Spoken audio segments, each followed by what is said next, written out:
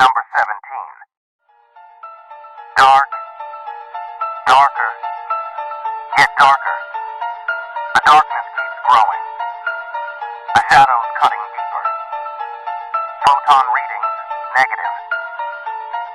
This next experiment seems very, very interesting. What do you two think?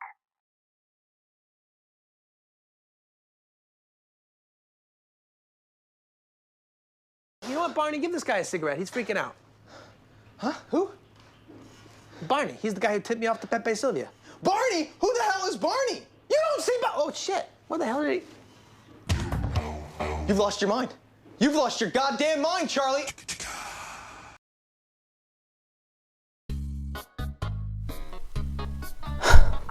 I know you probably saw the thumbnail and thought, wow, that person has clearly completely lost it. And honestly, you may be right. And I know that you're probably also thinking there cannot be that much evidence, but I promise you there is. There is a ton of evidence. In fact, there is so much evidence I will have to split this video into separate parts. Otherwise, this would be all over the place. And I mean more than it would be anyways. Fair heads up, I am not a theorist or anything, and I don't plan on turning this channel into a theory channel. I only created this channel to vlog my art process, my writing, talk about my books, talk about maybe other people's books and maybe other people's art. You get the idea.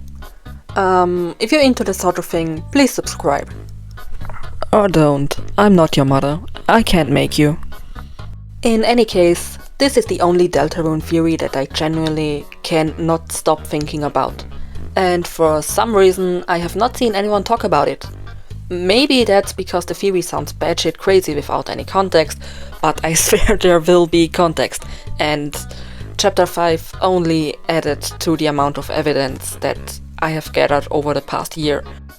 No, seriously, I've been thinking about this for an entire year, and I already made a post about this on Tumblr, but I ended up deleting it because a bunch of people just called me crazy and no one really cared about it.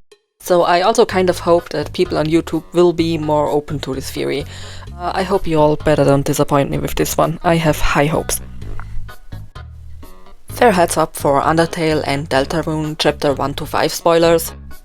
But if you clicked on this video, then you probably already figured as much. And if not, then what are you even doing here? I'm not judging, just confused and kinda curious because honestly, without any context, none of this will make sense. Anyway, this is your last warning to play the games before watching this video if you have not done so already. I highly recommend it. Now, with all of that out of the way, let's start with part 1.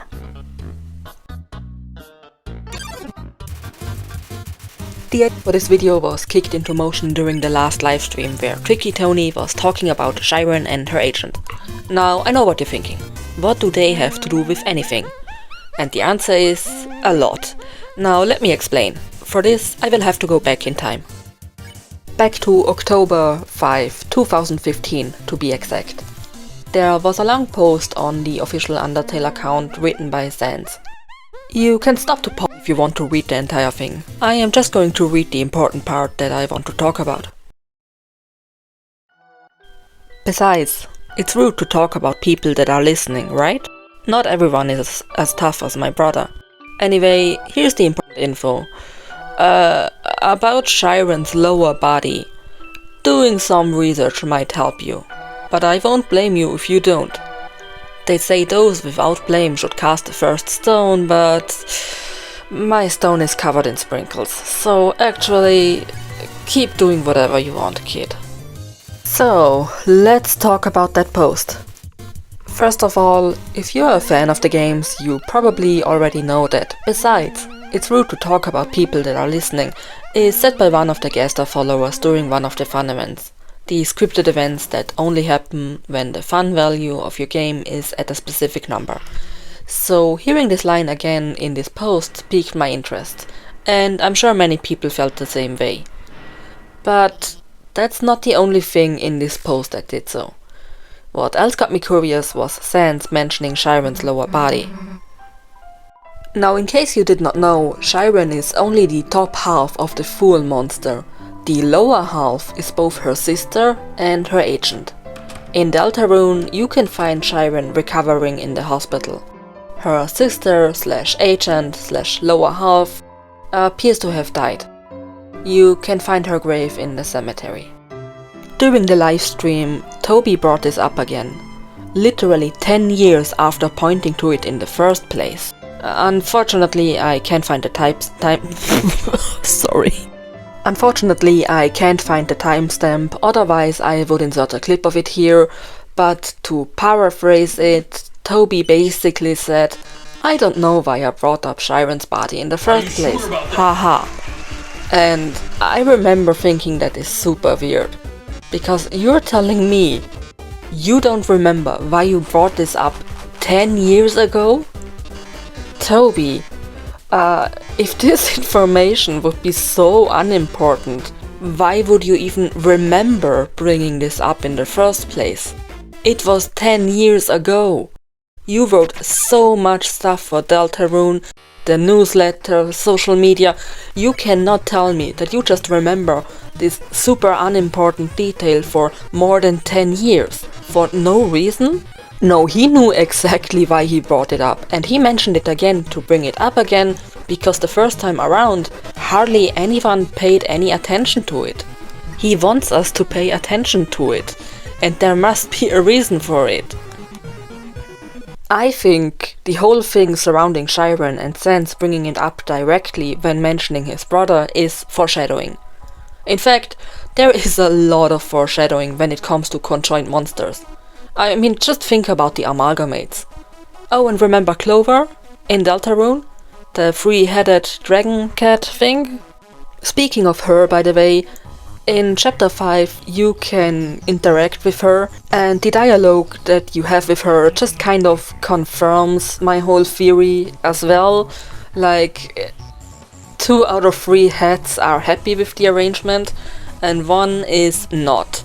And that will be relevant for my theory as well, so stay tuned. Additionally, the pirate theme song that the 3 heads, aka Clover, likes, it has Gaster's theme in it.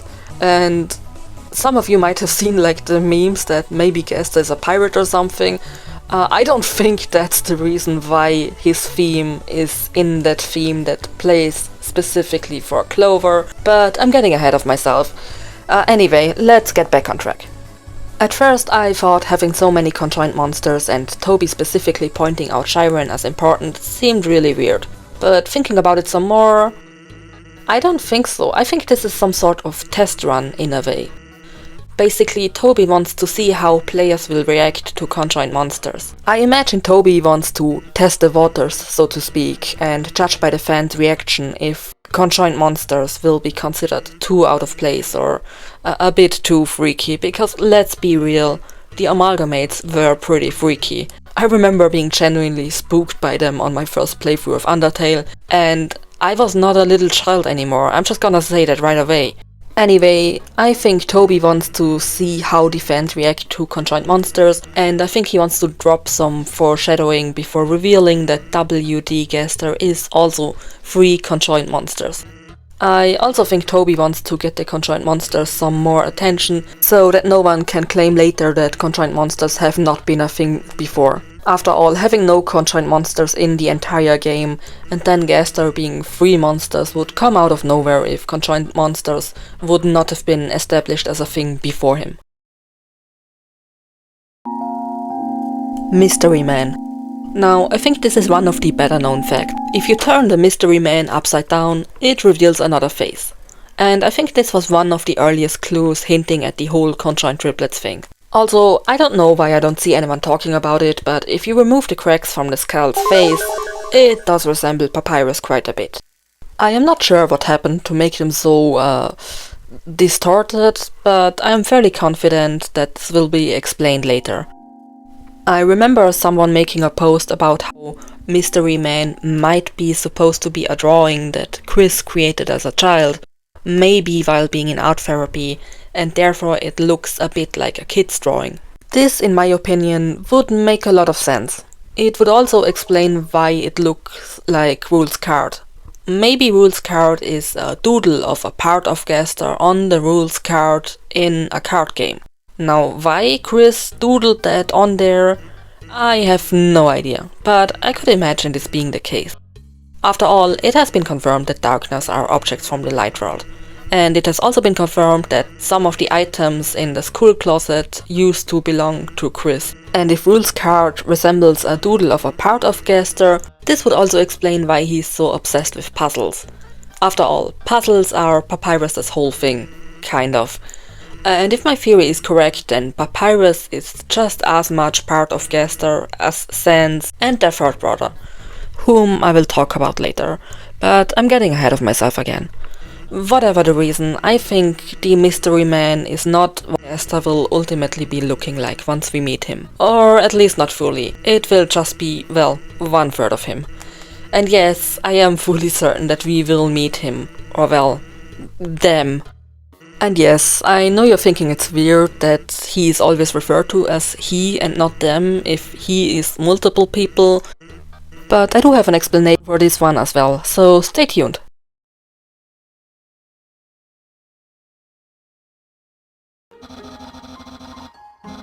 Yes, I know, but I swear this will be the most important evidence for the whole conjoined triplet theory. And there will be a lot to it. Did you know that when you defeat Papyrus in Undertale, his head will vanish shortly after his body vanished? He will even comment on it by quoting Shakespeare, "Alas, poor Papyrus," which is a reference to a scene in Hamlet. I'm sure you know this scene, the scene with the skull. The actual quote is, "Alas, poor Yorick, I knew him, Horatio." It's in Act 5, Scene 1. And it is spoken by Hamlet while holding the skull of his father's former jester. Papyrus then adds that at least he still has his head, and right after he says this, his head also vanishes and turns into dust. I know, this could just be a silly joke, but I think there is more to it. I think after the three brothers were shattered, Sans and Papyrus created bodies to continue a normal life. After all, it is pretty difficult to do so when you are literally just a disembodied sentient skull.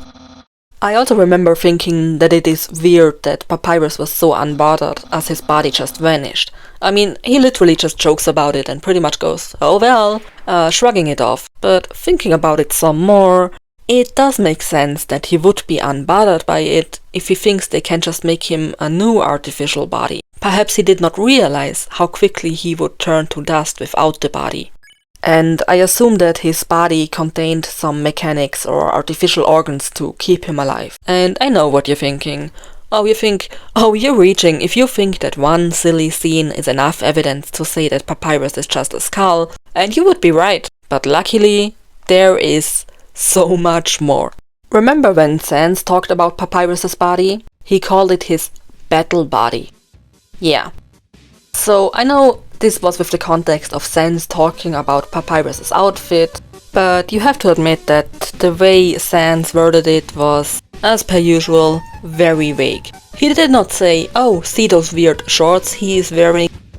No, Sans specifically said, "Oh, see this weird outfit he is wearing."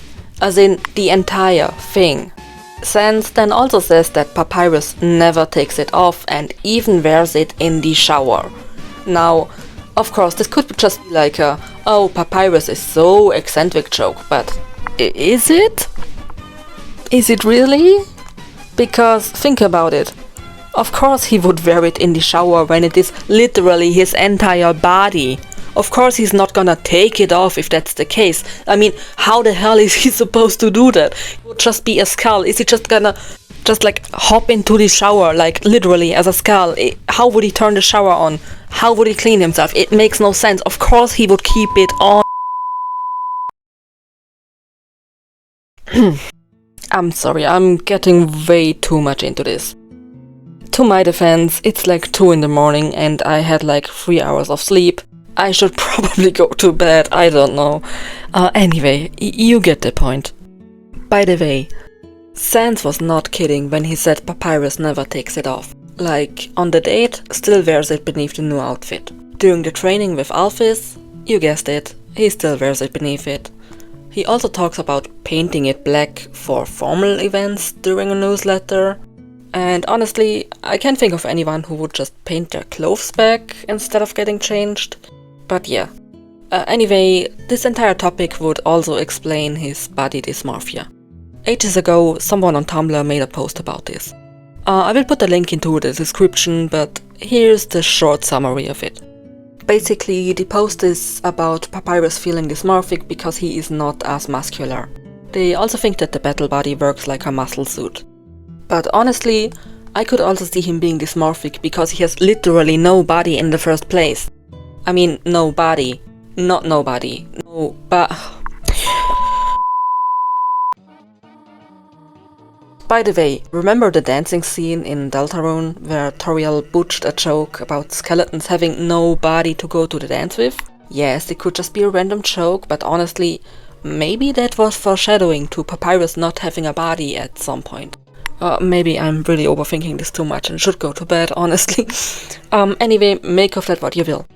Oh, and during the Undertale Q&A, the official one, Papyrus also talks about doing weighted training with his battle body, which according to him, slowed him down at first. Here's a screenshot. My next point is going to be a bit of a reach, but I still wanted to mention it. So, do you remember the note with Papyrus's concept art that Toby shared ages ago? First of all, please note how Papyrus has no body here either. It's literally just a drawing of a skull. And second of all, you know what would fit into these blacked out boxes? Conjoined twin.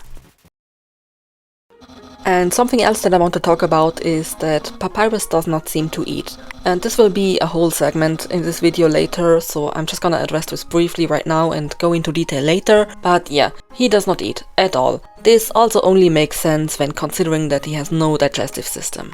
And it has been pointed out during the official Undertale Q&A that he, even though he cooks spaghetti a lot, never ate it. He literally says that he only cooks it because everyone else seems to like it. And according to Flowey, Papyrus's favorite food is oatmeal with dinosaur eggs. However, we never see him eating this either. Anyway, it could very much just be Papyrus liking the looks or colors of it or something. Another reason I believe this is the fact that when Sans replies to the question what Papyrus's favorite food is, he literally just says that he has no idea, which really is kind of weird if you think about it. I mean, they live together, they are brothers, and shouldn't Sans know about this? Honestly, this also only really makes sense if, well, Papyrus doesn't eat because he does not have to. Anyway, maybe Flowey just foreshadows that Papyrus is the eggman, giving us the hidden eggs in Deltarune. Which brings me to... Can I offer you a nice egg in this trying time? No, this was not a joke. Honestly, the more I think about it, the more I realize that not only could it be the case, but it seems really likely. Like, oddly likely if you think about it. I suspect that in Deltarune, Papyrus will be Kris's therapist. And I think his and Sans's third brother will be a psychologist working at the hospital. And maybe Sans works as a psychiatrist? It would make sense, but I'm not fully sure about him. But first of all, let me just explain the differences between those three fields and how they all work together in the end. A therapist works on helping people overcome whatever they struggle with. They do so with talk therapy, art therapy, music therapy, or anything else. They don't necessarily need to get a PhD to do so, though they can, of course. Most of them have a master's degree or something equivalent. They don't really work on figuring out what a patient has, and they cannot give any medical prescriptions. Now, a psychologist, on the other hand, usually has a PhD. They are experienced in psychotherapy, but spend less time actively helping people. They usually focus on assessments and observe their patients and analyze their behavior to figure out what disorder they might have. They usually also don't deal with medical prescriptions because they're not medical doctors. A psychiatrist is the one who deals with medical prescriptions. They can issue a professional diagnosis and are also the ones who are first and foremost medical doctors. I hope that clears this up. Fair heads up, I am not working in either of those fields, but I do have experience with the mental health industry, at least the one in Europe. But I'm not sure where you are located right now, and things might be different there, I don't know. In any case, I think being a therapist would fit Papyrus's personality a lot. We see him encouraging others, helping them, trying his best to motivate them, and wanting them to be the best version of themselves. We see this when he makes Frisk and Undyne become friends, by using reverse psychology, and we also see this when he offers Frisk support after rejecting them on their date. We also see this when making Alphys shout how great we are while working out. If not for Papyrus encouraging Alphys, we would not even be able to unlock the true pacifist ending. He is also shown to be great with puzzles. This does sound a bit random, but at the end of the day, isn't the therapist also kind of dealing with solving puzzles? The puzzle being the patient, of course, and the therapist having to solve them, quote unquote, to make them feel better. In Kris's case, this was most likely done with music therapy, and probably some other therapy as well, but Kris's whole thing is playing the piano, so I think that was a huge part of it. Speaking of which, did you know that to teach the piano, sometimes an egg is being used? No, for real. If you hold an egg while trying to play the piano, it is supposed to help you with the right finger posture. So, in my opinion, it would make perfect sense if the eggman is indeed Papyrus trying to help Kris by making them play the piano again. This could also explain why Gaster thinks the eggman is an issue.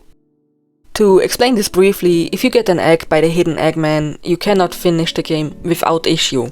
As in, there are certain trophies you can achieve in the game, but if you get an egg by the eggman, you will not be getting a trophy for finishing the game without the issue at the end of the game.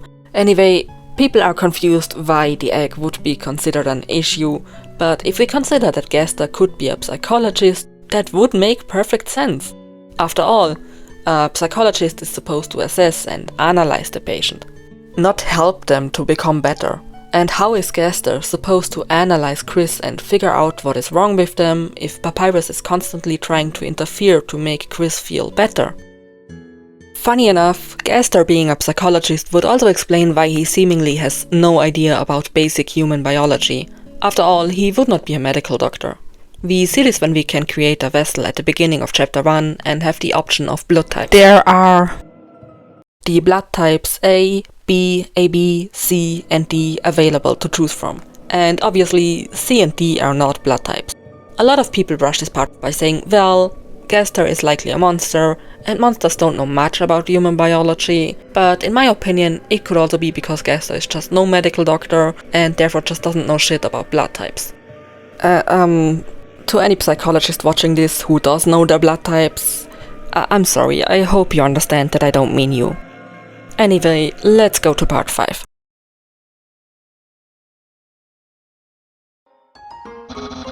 Something I have noticed is that the skeletons have a weird relationship to food.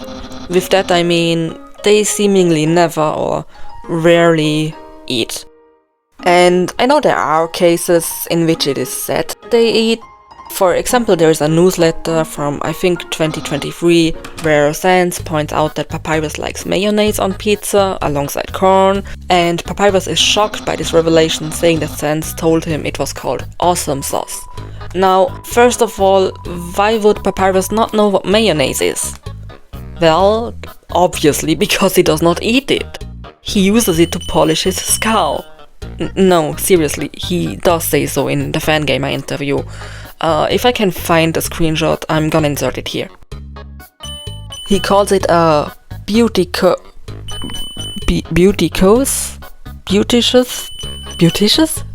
I'm sorry, English is not my mother tongue, I have no idea how to pronounce this word. You are not supposed to eat it, it's for cosmetics only, basically. He also probably just liked it because he likes the sound of something being called awesome sauce. I mean, it would make sense. I don't think he actually ever ate it. I mean, like I already mentioned earlier, he also openly talks about how much he loves pasta despite never eating his spaghetti.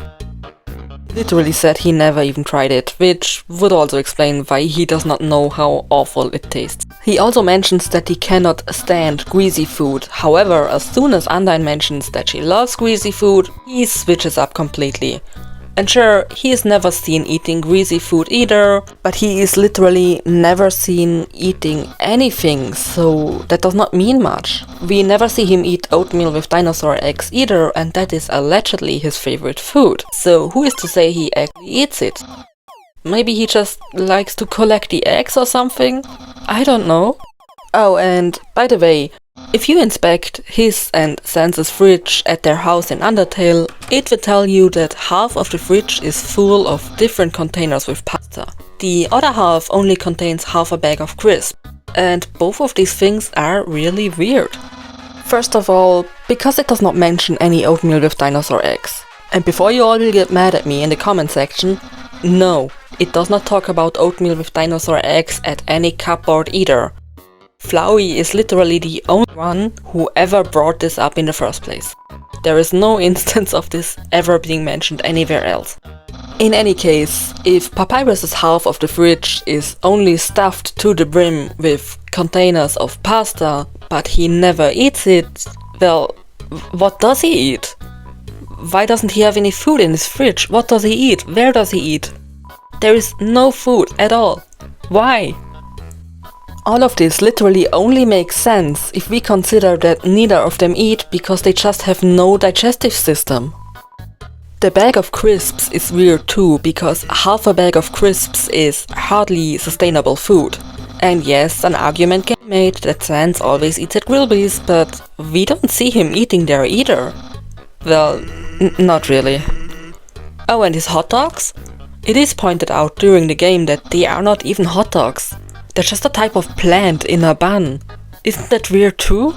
I think that Gaster, and to clarify, I mean their third brother who vanished, just told Papyrus that grease and mayonnaise are not healthy and that they shouldn't eat it because of this. Personally, I kind of assumed that the third brother was also the one responsible for eating. I also think that he was the one connected directly with their lower body / digestive system, with Papyrus and Sans being attached to the left and the right respectively. Or vice versa. Either way, I think they had 3 heads attached to only one body. Kinda like King Ghidorah from the Godzilla monster universe. Which I will talk about later. In any case, there would be no point for Sans or Papyrus to eat if Gaster decided that he's responsible for that. Maybe he just did not like them messing around with their diet and told them what they can and cannot eat. Papyrus is clearly inclined to do whatever he's being told to do by his brothers to keep up peace.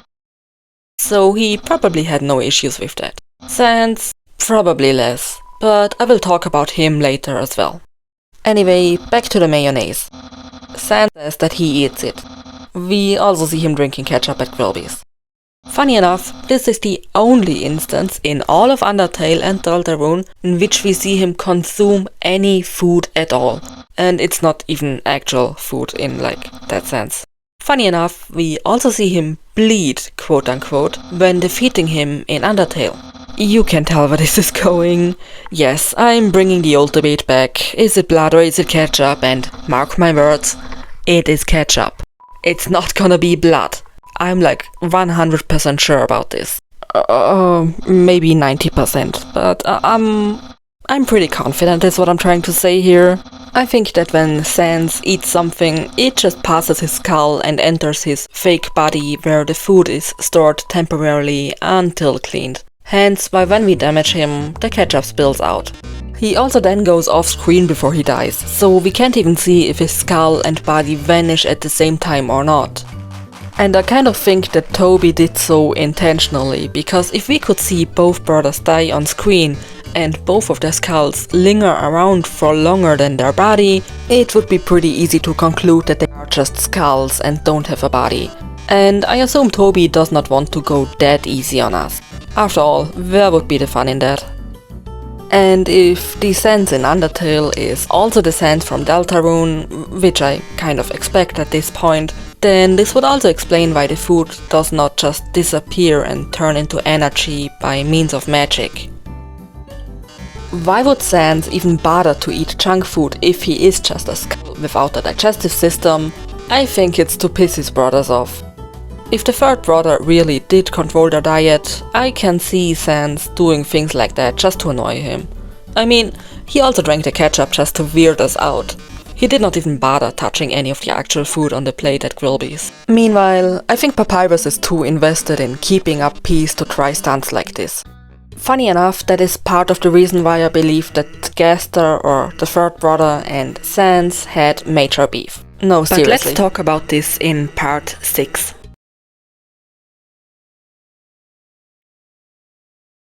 Personally, I have a number of theories when it comes to them being shattered, and most importantly, why they were shattered in the first place. My personal favorite theory is that they wanted to be split apart. There must have been some sort of fight amongst them. What makes me think so is the first sequence in the Goner Maker during chapter 1 of Deltarune.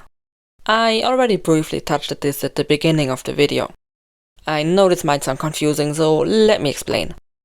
Remember when we created a vessel and a voice in all caps says, "Your wonderful creation," before being immediately interrupted by another voice who speaks mostly in lowercase, who messes it up by saying, "Will now be discarded. You can't choose who you are in this world."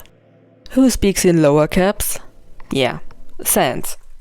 I assume he is to blame for them being shattered. He probably wanted to have his own life. This would also explain this whole "you don't get to choose who you want to be in this world" sentiment. After all, he did not have any choice to have his own body and his own life separated from his brother's, so I assume he feels resentment towards his brother's creation, who is asked what life it wants to have, something Sans probably has never been asked before. This might also explain why in Undertale he is so overprotective of Papyrus. Sans, though to be honest, I assume his actual name is Gaster, not Sans, but more to that later, wanted to be separated from his brothers and have his own identity. But I don't think he wanted to have either of his brothers die or be shattered across time and space or whatever ended up happening to the third brother. I assume Sans feels guilty about this and ends up being overprotective of Papyrus to compensate for it and to ease his guilt. This could also be the whole sentiment behind "I stopped trying to go back." Maybe what he means is going back to being with both his brothers, that he is regretting how he caused them to be literally split apart forever. I don't think the whole going back thing is just referring to the surface or the world of Deltarune. If I were to speculate further, I would not be surprised if we see Asriel return from college, and perhaps there will be some fallout between him and Kris with all the death things coming up again. So far, everything with the main characters has been going very smoothly when it comes to relationships, and I think that's weird, or at least suspicious, like a calm before the storm. I'm saying this as someone who worked in the creative writing industry as an editor and translator, before losing my job to AI last year, thanks for that. And usually main characters don't always get along so smoothly without any issues at all. And I know you're saying, "Oh, but Susie did not get along with Kris at all in the beginning," and yes, that is true, but as soon as she joined the gang, there has been no further conflict. It has only been smooth sailing so far, which is unusual in storytelling. Personally, I expect some big conflict between Asriel and Kris, and probably also Noelle and Susie to parallel this. They are all having a lot of secrets, and I don't think this will work out in the long run. I don't have any evidence to back this up, this is just based on vibes and my experience in storytelling, so please take this with some salt. I am also not saying all of this will definitely happen or anything. If I'm completely off, that is fine too. Honestly, I just wanted to upload this video online to watch it again once the entire game is finished and see how far off I was with my theory. I think theory videos will be a lot of fun to watch with hindsight. And yes, everything in this video might sound completely unhinged once the entire game is out, but I'm cool with that. I had fun finding parallels and connecting dots, even if not all of them might connect in the end. I also still don't have a job, and because of that have too much time to kill. Unless you all want to check out my latest book, so that I can spend more time writing. It's a mix of dark fairy tales, 80s fantasy and gothic sci-fi. It includes shapeshifters, scary fae, questionable parenting, mad scientists, and maybe emotional damage, I'm not sure. If you don't want to buy the book, that's perfectly fine, but the first 3 chapters are available as a free download via the website if you want to take a look. Yes, shameless self-promotion, I know, sorry, but I have bills to pay. Besides, this is my video, so I get to do any self-promo that I want. If anything, you guys should be happy that this is not some paid ad for BetterHelp or some other scam. Anyway, sorry for the tangent, let's get back to the topic. I think to save the world and deal with the roaring, the main characters will have to solve their own issues and also resolve the sibling conflict between the three skeleton brothers. I think they either need to be reunited or split apart to stop the roaring. Personally, I'm inclined to think that they will have to be reunited, but we will have to wait and see for that one. It should be obvious by now, but I don't think Sans and Papyrus are their real names. And we know that the name of the royal scientist is supposed to be W.D. Gaster. But keeping my conjoined triplet theory in mind, I don't think that is just one name. I think those are three names. I think the three of them were arguing, as I imagine they must do a lot, being stuck in one body 24/7 and all that, and could not decide which of their names to use. In the end, they've decided to combine all their names together into one. That way, they are all individually included. We have Wing, Ding, and Esther. And seeing that they might work as a therapist, psychologist, and maybe psychiatrist respectively, they also all might have a PhD, hence their combined doctor title. I assume they just go as one entity for convenience. I imagine it must be a lot easier for them and their patients to only have one name. And since they're all in the same male body, they also opted for he/him pronouns instead of they/them. Maybe it also just makes tax filing easier, what do I know? And I know what you're thinking. Shouldn't it be Wing, Din and Gaster to form the fonts Wing, Ding and Esther? And honestly, yeah, maybe. But we do see Sans switch to snoring in Esther when asleep. Sort of. So I assume his name is Esther. I know some people were, and maybe still are, arguing if the font was even Esther in the first place. But I'm gonna say yes, it is. And yes, if you compare the set from Sans snoring with the actual Esther font, it does not look exactly 100% alike. But I think this has to do with the art being made of literal pixels, and I imagine it must be difficult to replicate the font exactly. Anyway, if I were to guess, I assume the brothers only went for Gaster as a last name instead of Esther because...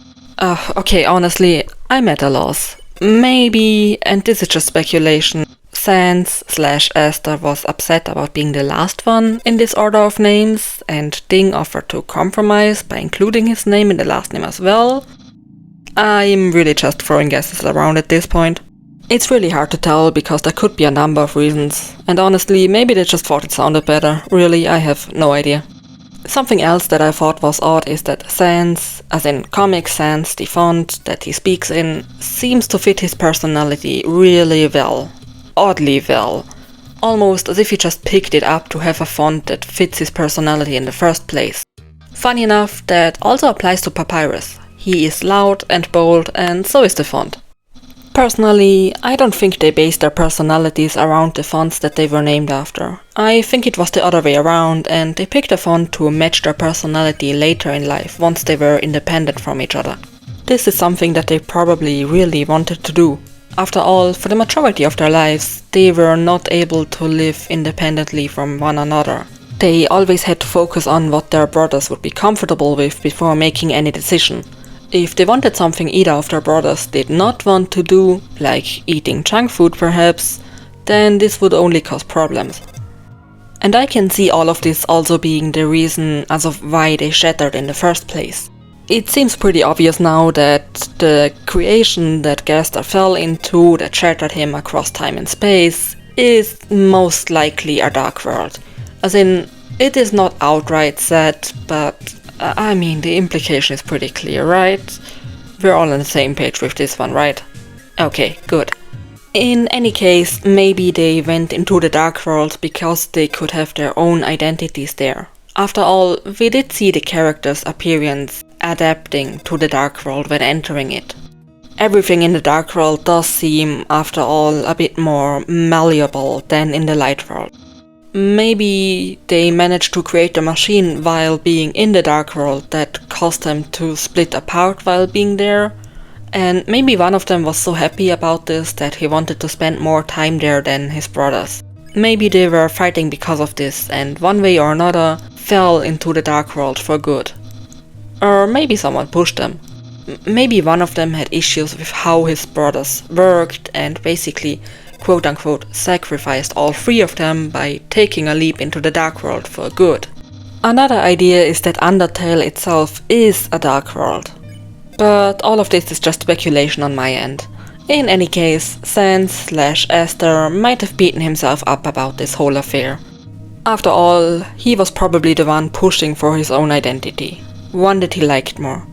The one of a comedian, someone independent, someone who does not have to take everything seriously all the time, someone who does not have to work all the time, someone who wants to be social, have friends, eat bad junk food, make bad jokes, that sort of thing.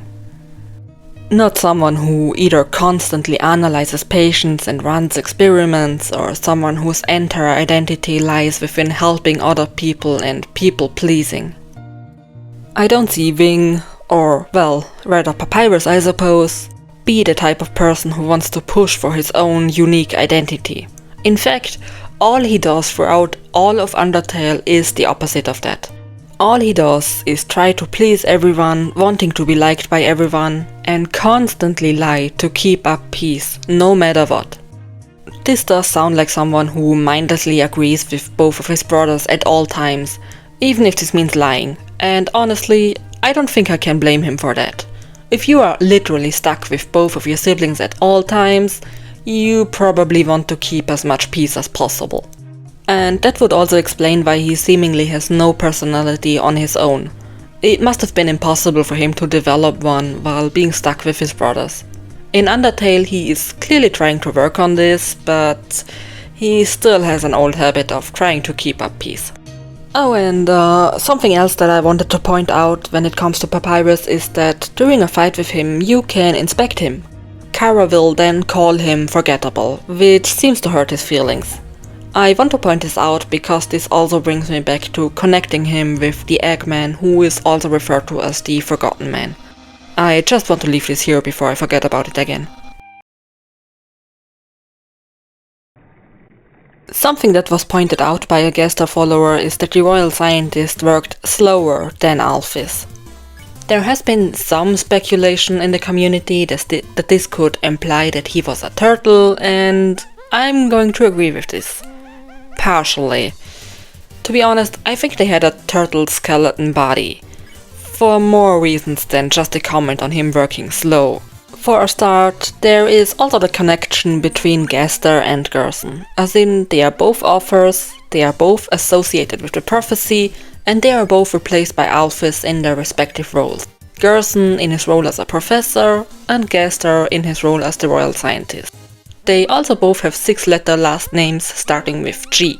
Then there was also the fan merchandise that had a set of tarot cards. One of these cards, I think the Hermit, depicted the fandom's most common design for Gaster. You know the one, I'm sure you've seen it. The one with the cracked skull. Anyway, this card was replaced. And instead of the fandom Gaster design, it now has Gerson on it. Which I think is an odd choice. Now, Toby did say that anything outside the game is not canon. However, I am sure he had a say in this design choice. If not, why replace the card in the first place? Why was he so insistent on this being changed? I'm sure there must have been a reason for this.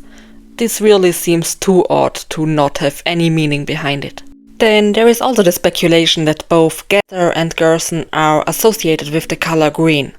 Someone made a video about Gaster and color theory, however, I will discuss this in a later part of the video, since there is something about color theory that I wanted to point out, which will need its own segment. It's about something that I don't think anyone has ever talked about yet, so I really feel the need to address this. Anyway, I do think the middle brother was indeed resembling a turtle. Specifically a snapping turtle, much like the Gaster blasters. Here is a pic for comparison. Personally, I think that the blasters are kind of an idealized version of what he wants to look like. Perhaps he was just being dramatic, or perhaps he wanted to look more intimidating, because you gotta admit, snapping turtle skulls just look kind of cute, really. No, I mean, seriously, look at it. Look at the goofy smile and the big eyes and the single beak with no teeth. It's just adorable. Fun fact, did you know that snapping turtles live pretty much their whole lives underwater and only come on land when it's time to lay eggs? And you know who else is associated with the depths below water? The ones that you can see in the Gona Maker sequence at the beginning? The one that was confirmed to be a stock photo of the ocean? Honestly, I still think it is wild that this community managed to find the exact stock photo of the ocean that was used to create this image.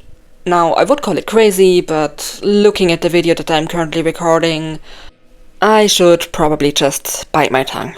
On a similar note, it is also kind of implied that Gaster, or at least one of his followers, turned Onion San, who was trying to figure out what was going on in the depths below, was turned into fried octopus, which genuinely, like, this sequence, like, it freaked me out so much when playing Chapter 5.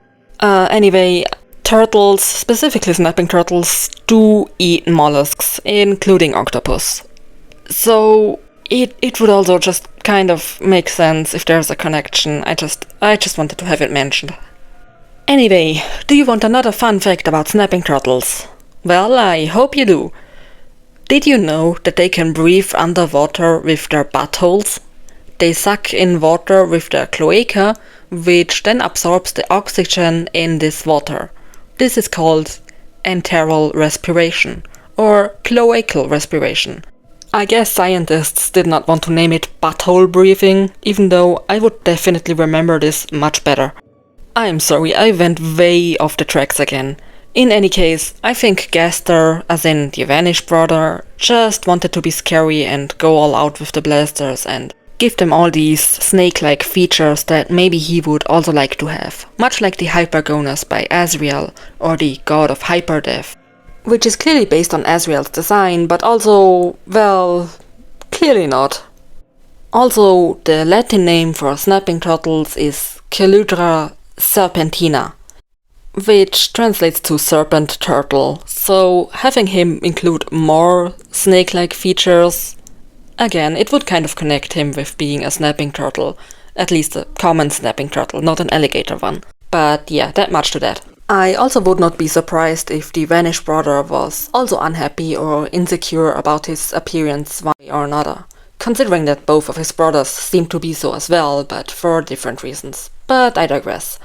I assume that he was the one connected to the turtle body the most directly, so once the brothers shattered, Sans and Papyrus were left as skulls. Maybe their body was too badly damaged. Or maybe their Vanished brother is also left as a skull somewhere? I mean, maybe. It is still a bit hard to tell since the entire game is not yet finished, but we will have to wait and see. I was also thinking about another possible design for their body, one that is slightly more unhinged. I was not sure if I want to include that idea in this video because it's a really cursed design. Though I don't want to dismiss it completely because there are some parts about it that kind of make sense. And more importantly, I don't want to be the only one thinking about this design, so I want to share it with you all. The reason I've been thinking about this alternative design was mostly because of the stable event. You remember the one? Okay, so there is a stable near Napstablook's house during a fun event, presumably connecting to Gaster. Though I suppose calling it just a fun event is a bit misleading. It's widely regarded to be unused content that was just deleted.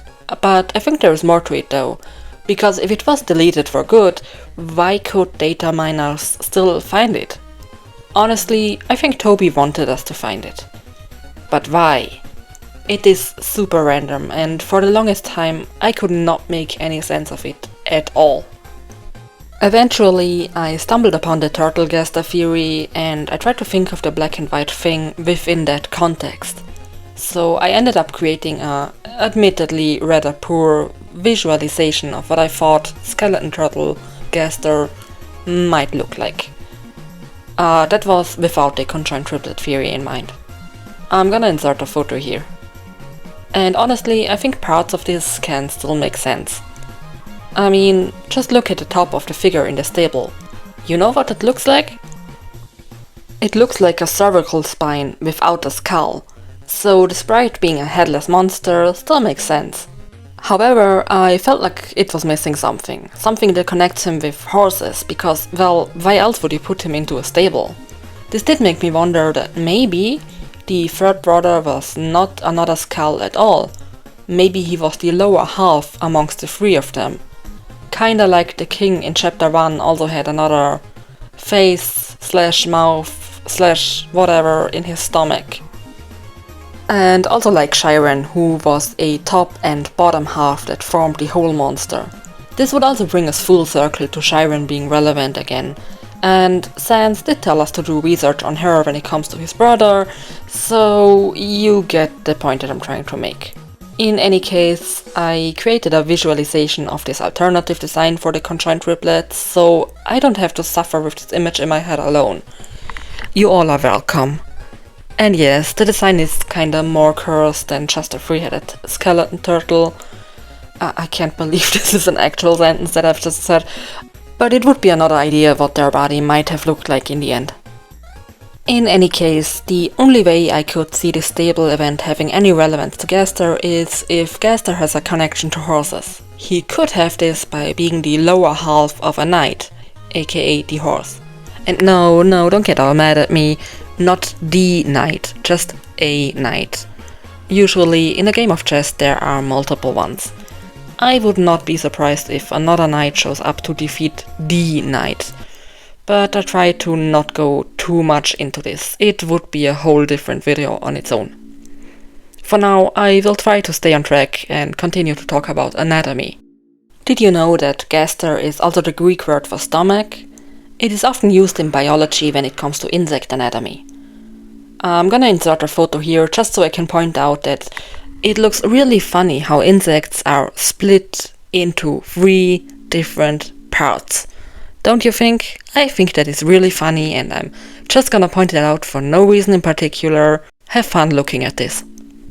Something else that might be noteworthy, the gaster in the insect's body contains most of its vital organs. Applying this knowledge to Undertale, this might explain why Papyrus only turns to dust after his battle body vanishes, if we assume that the necessary organs to keep him alive are stored inside there. Oh, and it would also explain why his head is empty. No, I don't mean to be rude, I mean literally. He stores spaghetti in there, not any organs. We literally see this in the game when going on a date with him. He takes off the top of his head and we see what we think should be a brain, but he tells us that this is spaghetti. This also makes me wonder if the egg referenced in Deltarune kind of foreshadows him falling on his head, shattering them in that way. This would also connect him back with the visual similarities to Rules Card and Mystery Man that I've mentioned much earlier in this video.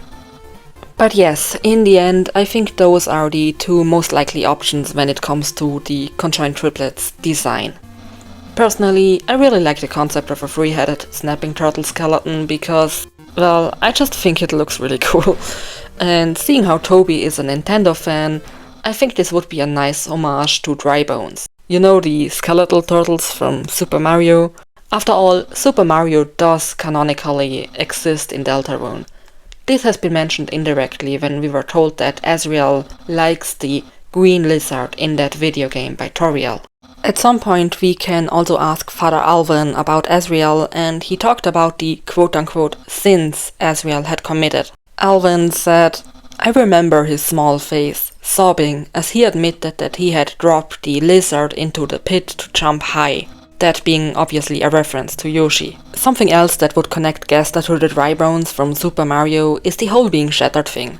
For context, even though I don't think I have to mention it here, in Super Mario you can jump onto the Dry Bones and they will fall apart into pieces.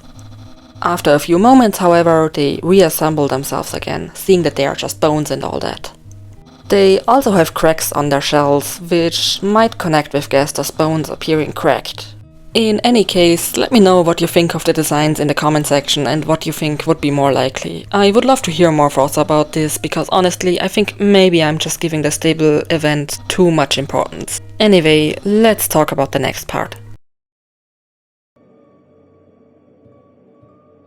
I decided that this will need its own part because there are a lot of bits and pieces that I would not consider to be full fleshed out evidence, but could hint at something nonetheless, or just seem like foreshadowing to me. The first thing that I want to point out when it comes to symbolism is that it's pretty well known that the third brother is connected to the number 666, and this is the number of the devil and all that. And also a lucky number in China, funny enough. But did you know that there are, according to Revelations, 3 beasts? One is the beast of the sea, the second one is the beast of the earth, and the third one is Satan, also referred to as the dragon. And remember what looks like a dragon and is also called a mud dragon given their habitat? Also, please note how mud is water and earth combined. Snapping turtles. So would it not make perfect sense if the dragon is, well, looking the part? All 3 beasts combined form the quote-unquote unholy trinity, opposing the Christian holy trinity of God, Jesus and the Holy Spirit. Funny enough, the beast of the earth is also noted to be the false prophet. This false prophet is known for false miracles and deception, making people worship the Antichrist instead of God. Now, given the whole theme of prophecy in Deltarune, I think that might be noteworthy. Part of me wonders if the conjoined triplets in Deltarune will be this false prophet, and the ones that were split apart from the alternate universe will turn out to be the real prophet. This could also explain the song Another Hymn. Many people point out that this might refer to another alternate universe version of Gaster. What if this one is referring to the version that was split apart and we need to put him together again to defeat the false prophet of Deltarune in the final chapter? This could ultimately lead to the false prophecy being destroyed and a happy ending. I think that would make for an epic final boss battle. Anyway, now I know what you're thinking and what you have probably been thinking about since you've clicked on this video. Faye, you're claiming that Sans, Papyrus and their third brother are conjoined triplets, but there is one glaringly obvious issue with all of that. We already met Sans in Deltarune, and he was clearly not conjoined with anyone while he befriended your mom last night. And I totally get where you're coming from. Obviously, that does seem to make any other argument for this theory null and void. Or does it? Because first of all, is this really the Sans from Deltarune? And second of all, will Gaster be already conjoined when we meet him? First of all, I think this is Sans from either an alternate reality or from Undertale. Personally, I am inclined to think it's the latter. Now, why do I think so? Grillby's. I mean the convenience shop. The one that is definitely not just Grillby's teleported from Undertale to Deltarune with a bunch of letters missing and some added with marker to make it look like it belongs to Sans. I mean, come on, this is so obviously Grillby's, it's not even subtle, like it's not even trying to be. I think the Sans who we meet is not from Deltarune. He even said that he is just standing in for someone when we meet him and claims to be the janitor. Which is clearly a lot of bullshit if I ever heard any. Unless of course he is cleaning up something unrelated to the store, making him a janitor in, well, some way. I also want to point out that the word janitor originates from the Latin root janitor, which means doorkeeper or porter, and it is tied to Janus, the Roman deity of doors, gates and beginnings, who is also the namesake for the month of January, and is usually depicted with at least 2 faces. Just mentioning this. So yes, I do think Sans is a janitor in some way, but more in the doorkeeper kind of way, which also ties nicely to his connection with the portals, like the portal that we see when entering his room, and his uncanny ability to use quote-unquote shortcuts to go from one place to another pretty much immediately. In any case, I am certain that he is here for a reason. He would not be here as a silly comic relief side character, especially considering that he indirectly saved Toriel from being kidnapped by the Knight. Which I don't think was a coincidence. I think he did it on purpose for, well, whatever reason. Because he's working with someone, maybe even Kris? I mean, yeah, from an outside perspective it does seem like Kris does not know or like Sans, but thinking about it, can we be really sure that this is actually the case? Some of the comments Sans made seemed really out of pocket and even nonsensical when you look at the dialogue between him and Kris. For example, the whole "funny how you ask about my brother when I have not even told you that I have one," which it kind of threw me off guard. Despite how creepy it was that Kris just knew about Sans' brother when they quote-unquote first meet, Sans just immediately brushes this off as a joke and says Kris should meet his brother later. Why isn't Sans more creeped out by this? Personally, I think it's because he knows that Kris is being controlled. And you wanna know why I think Sans knows? Well, because being part of Gaster, he is also Kris's therapist. Or psychiatrist. Or, well, at least part of them. All of this would also explain why Sans does not want us to meet his brother just yet. Once we meet him, we will realize that Sans and his brothers knew all along, and they were expecting us. We would realize that we, the player, have been played all along. Speaking of, Toby did say that Deltarune will be a video game for those who played Undertale. Now, who is going to ask Sans about his brother in the first place? Obviously, someone who played Undertale. I imagine that someone who plays Deltarune casually and does not know that Sans has a brother will never ask Sans about his brother. This could mean that they will never actually get to the part where we get to hang out with him. Maybe this will then lead to a different ending, one that, I assume, will be less satisfying. Just like the ending in Undertale where you don't learn about Flowey's origins. Like, it still all made sense, but we have to admit, it was not very satisfying. This was even pointed out directly by Flowey himself. The Flowey, who also stated that he found Papyrus to be very interesting for reasons that he did not explain. It's all just very suspicious. Anyway, I assume Sans' brother in Deltarune is not Papyrus. Not fully at least. Hence why the bone trousel music stopped playing. I assume that slowly, and depending on what choices we've made in the game, there might be another theme playing. And then when we meet his brother, it's not just Papyrus. And yes, I know that it was said in the description for Deltarune that there will only be one ending, but let's not kid ourselves. This was never going to be the case. It was just a clue that the narration is not going to be reliable, and that we should think about what we should or should not believe. Whatever the case, I do think there will be multiple endings. I also wanted to mention that Satan, the Antichrist, is also called Lightbringer, as in, that is the literal translation of his Latin name Lucifer. Now bear with me, because this is something that I wanted to talk about for a long time, because no one seems to be talking about this yet, and I think I might be really onto something. I am sure that everyone here has seen the RGB color wheel before. Here is a pic just for reference. And yes, I swear this will all connect to Lucifer in just a moment. So, remember the green Gaster theory? I think I've mentioned it earlier, but the short summary is that we have a lot of reasons to believe that the missing Excalibur is associated with the color green, while Sans is associated with blue and Papyrus with red. Someone made a video on this before going into all the details, so please check this one out if you're interested on all the evidence. There is quite a lot.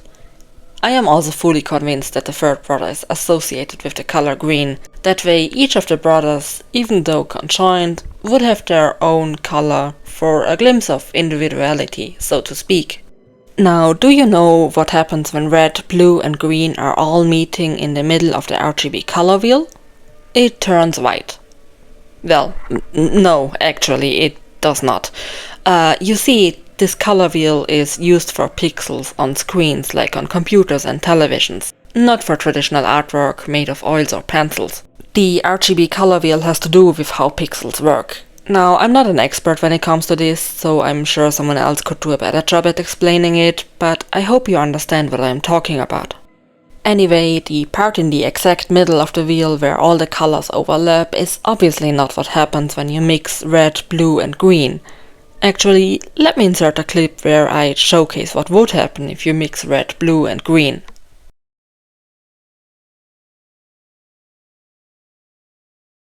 You see? Definitely not white. The thing is, the white part in the middle is the part where there is the maximum amount of light because of the pixel on the screen. They're just all kind of overlapping and each are giving a bit of light off, so that's where the most light is. This is not about the colors, it's about light. Funny enough, there is another thing that consists of 3 different body parts and the RGB color wheel. Wanna know what? I'm of course talking about this beauty right here. And I know this sounds perhaps a bit unhinged, but maybe this is subtle foreshadowing that the heroes will have to combine another body correctly in the future. Or take it apart. One or the other. And yes, the RGB color wheel is linear here, but it is still the same concept, so it still applies.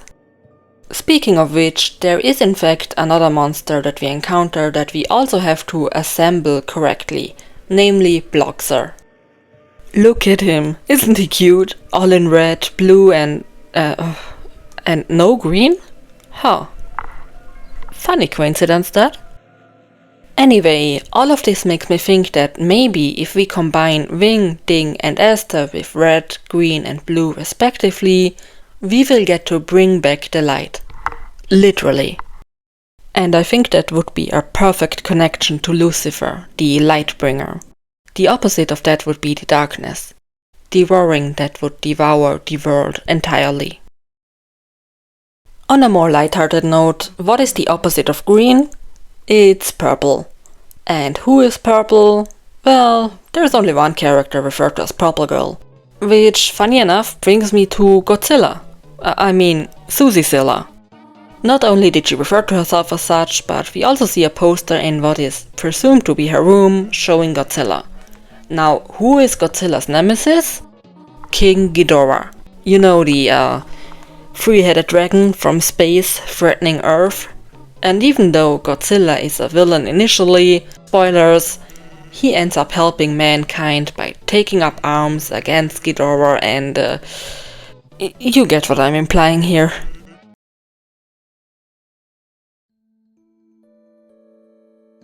I remember hearing about the double slit experiment recently, and it also reminded me of Deltarune and Gaster.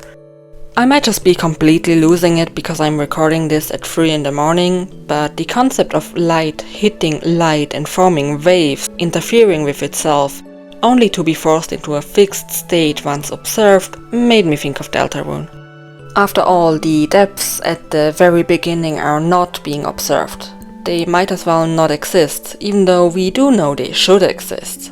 Much like the waves in the double slit experiment are only there when not being observed.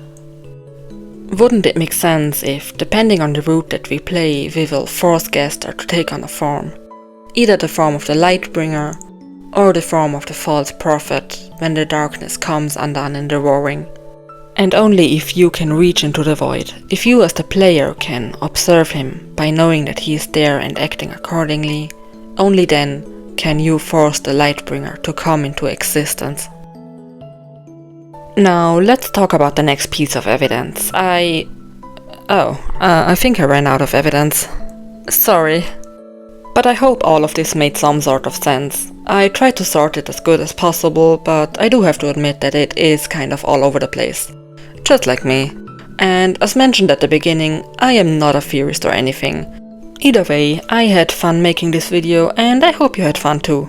I think I will make an update video once all of the chapters are released, or maybe I will do a blind playthrough of it once it comes out. I'm not sure yet. In the meantime, I will continue to use this channel for its intended purpose and talk about my books and artwork. Which, if you're still watching this video and have not turned off by now, you should definitely check out if you have not done so already. In any case, I hope I will see you around. Take care everyone and have a good night.